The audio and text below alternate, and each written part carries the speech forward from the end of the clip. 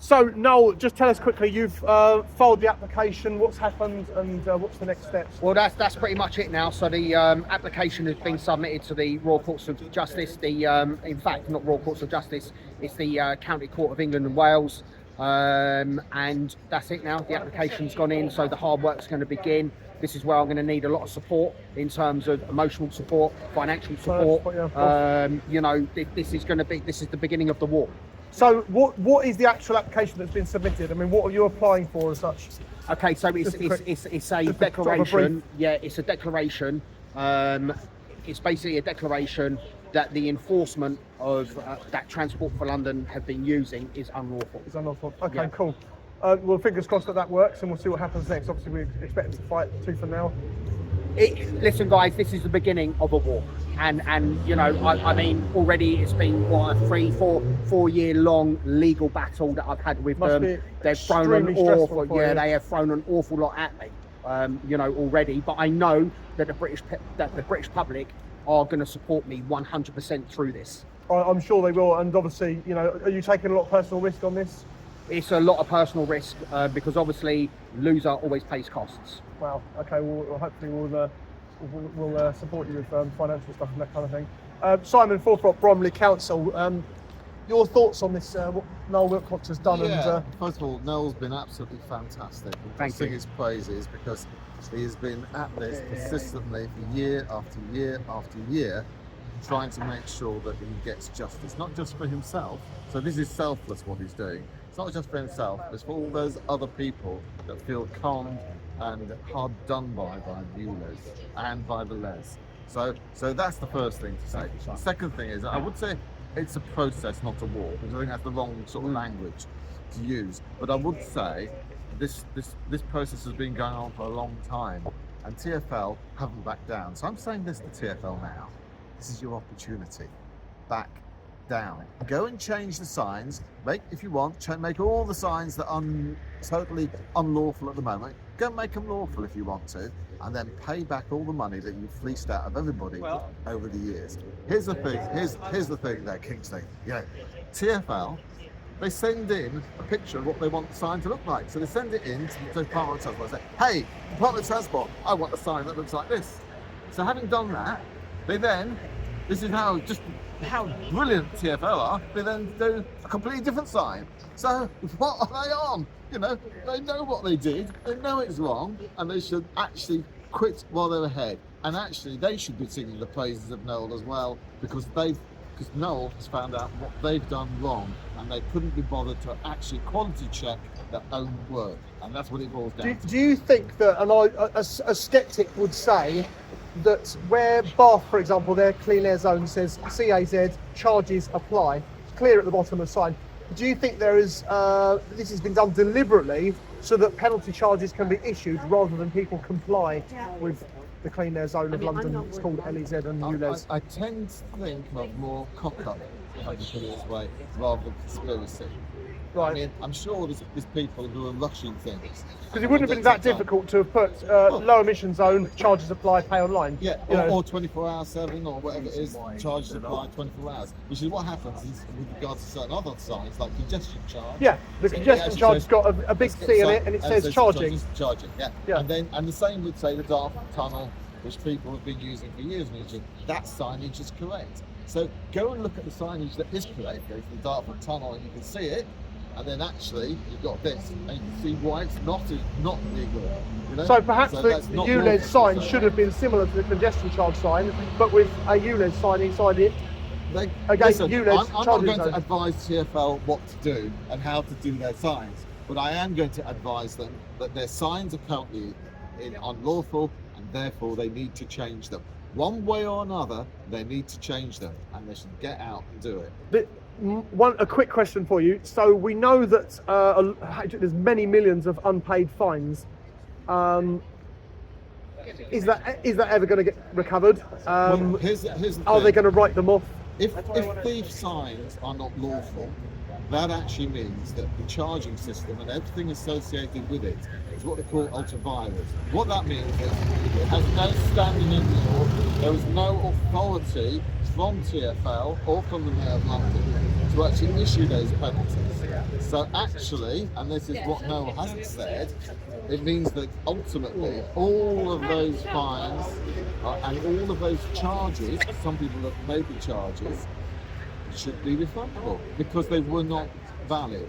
And if something's not valid, it's a bit like if you get a parking ticket that's wrong, they got your registration wrong. It's not valid, so therefore it can't be charged. The way I was sort of leading with that question would be that if there's that many people who are getting fines, surely they are making mistakes because the signs aren't clear enough. That's what I'm getting at. If that makes sense. Well, I think most people. Someone at head office would go, hold on a minute. Why are all these people getting fines? They must be. What you can't do is go into all those millions of people that had a penalty notice. Okay? Yeah. You can't go into why they did it. Some people. No, but there must be a lot of people who've done it inadvertently, which means that and so, for the signs are example, not clear recently enough. they diverted some traffic from the M25 through London, and in theory, according to the Freedom of Information, those cameras should all have been switched off. Because actually, whether they were or not, I don't know. I've not heard of anyone being charged for it. So I think there's a problem. A lot of people don't speak up. Yeah. This is a trouble. And obviously, Noel's put his head on the box to do that. Thing. There'll be a lot of people out there that they don't think about it. They forget it. It's a bit like that car lending scheme and all the rest of it that people are going through at the moment. Where all these loans are taken out and all the rest of it. People do it and they don't think necessarily that because it works all right for them. We don't think that actually it was wrong, that they're owed some money back, so we don't claim. It's a lot of hassle to go through the process. And the other thing is, if you have something that happened in 2021, okay, what's the chances that you actually have the paperwork for that? Yeah. Or remember it? You might find it somewhere on a bill that you can go back far enough to find it. And it's very hard to prove what it was for, how it, and what it was about. So that's a challenge. But that doesn't mean you aren't still entitled to it. Sure. You just got to prove it. You've got to prove it. Absolutely. Otherwise, anyone can come on and say, "Well, I had a fine. Please pay me some money." Of course. Yeah. Of course. No, just quickly coming back to you. So, obviously, your LEZ fines were quite substantial, just for 3 penalty charge notices. 7. It was Seven. seven penalty charge notices, which accumulated to £11,500. If they were much smaller amounts, do you think you might have just gone, sod it and paid them at the time? No, not really. No. Because for me, it wasn't about the money. It was about doing the right thing. And the minute that I, uncovered the fact that these signs are just not compliant with the legislation or the authorisation, was when even if it was £10, they shouldn't be charging anybody. And what I do know is that this ULEZ and the rollout of ULEZ and the low emission zone has just caused so much significant financial harm to members of the public. Yeah. I get many people on a daily basis on my socials that reach out to me, asking me what they should do. And I'm not a lawyer, I can't give legal advice. I can only do what I can do. Well, you've done an amazing fight. Simon says maybe not the right word. Maybe it is a fight. I don't know. Yeah, like Simon challenge. said before. Yeah, I mean it is a process, but to me, I feel like this has been a war. Right, Yeah. This has been 4 years of being on a battleground, literally. You're literally sort of David and Goliath, really. It is. I mean, having the weight. Look, when a state comes after somebody, it's not a pleasant experience, is it? Of course. It's designed not to be a pleasant experience. I don't want to all I am is just a little man that's trying to challenge something that is clearly unlawful, and is causing a significant amount of harm to motorists. Yeah, of course. But having the support of people like Simon, Howard Cox, and people like that. Howard, come in. Yeah, Howard, come in. Yeah. Come in. No, so you're coming in on this interview. You're coming in on this interview as well. Hi everyone. Yeah. Is this live? No, it's not. No. Well, I can only do live. So, I mean, Howard, he supported me every step of the way. So, yeah, over to you, Howard. Well, Yes. all I can say, and I don't like keep complimenting this bugger, but what he's doing is absolutely extraordinary. He's using his own money, his own time. It's impacted on his business in terms of losing business. I've lost a lot of business over this. All this sort of thing, all because he's doing the right thing. And it's people like him that we should get right behind. Unfortunately, the person that's actually causing all this problem is sitting there earning a fat salary, protected by loads of people, with umpteen Range Rovers, you name it. And he is responsible for fleecing every driver in Greater London. And that's got to stop because it is totally and utterly unlawful. This is one way you can prove it. The signs aren't right. They do totally nothing wrong. Noel did this, looked at this, and he's won 2 court cases based on low emission zones, i.e. the commercial vehicle signs. Now he's taking on ULEZ for all of us humble little drivers in Greater London. So let's get behind him, please. So if Noel wins this case, could he potentially unravel a hornet's nest and have TfL have to give all these people their money back? Well, Is that going to be? well, if he wins this case, they are breaking the law, and that law has been broken in the process, taken money from millions and millions of motorists. Therefore, they've got to pay back, because they've broken the law, the money they've taken unlawfully from motorists. So yes, you bet it, they've got to pay back, and it will be in the billions. Billions and billions, and unfortunately, obviously, it wouldn't bankrupt because Greater London, the whole of Sadiq Khan's actually regime is bankrupt already. They've got about an £18 billion black hole.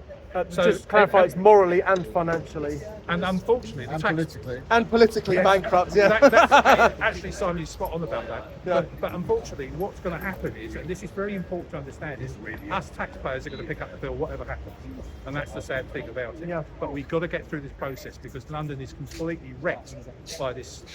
Honestly, this pathological liar of a mayor that we put in place. Only 18% elected him. You could have elected me. We're very sorry about that, Simon. No, I'm Howard.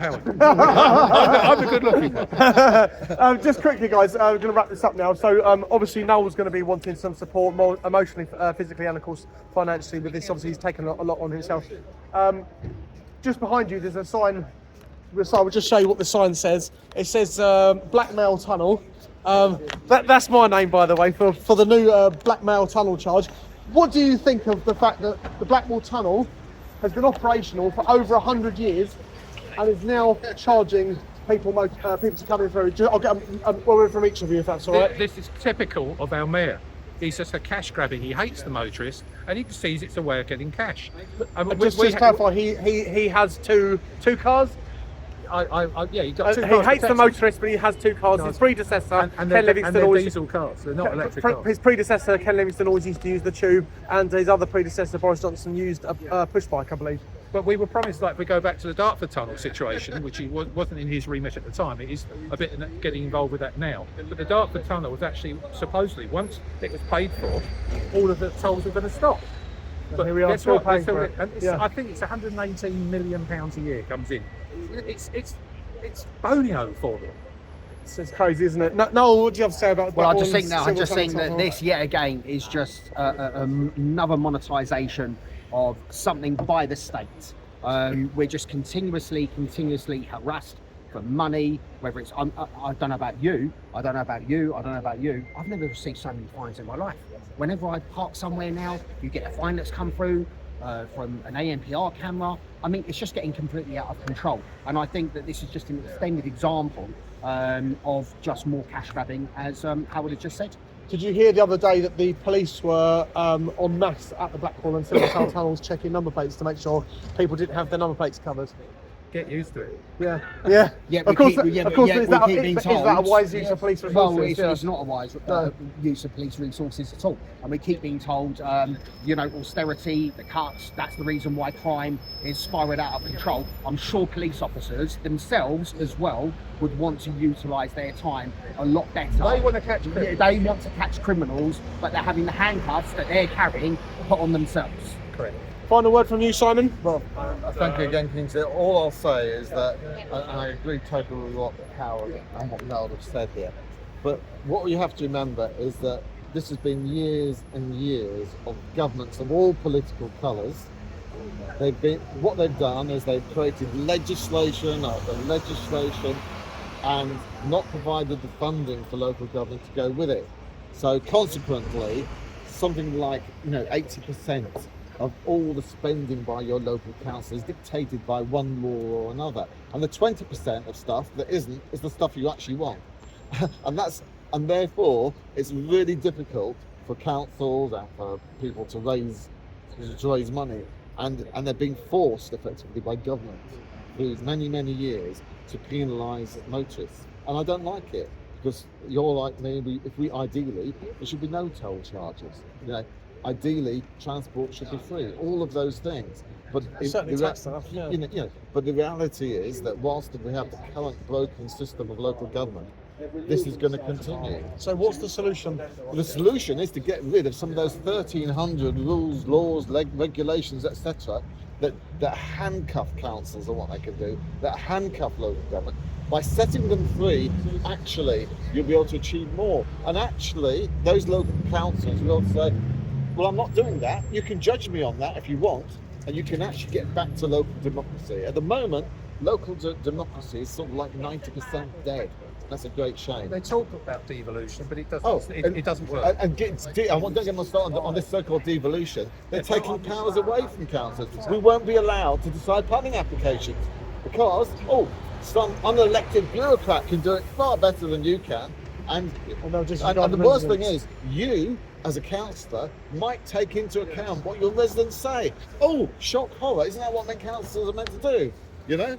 Duh. But anyhow, that's just one final thing from me to say that I'm still running a campaign called Fairfield UK, which is we've stopped fuel duty being increased for the last 15 years. But what I'm now focusing my time on is net zero, fighting net zero, because net zero will bankrupt us.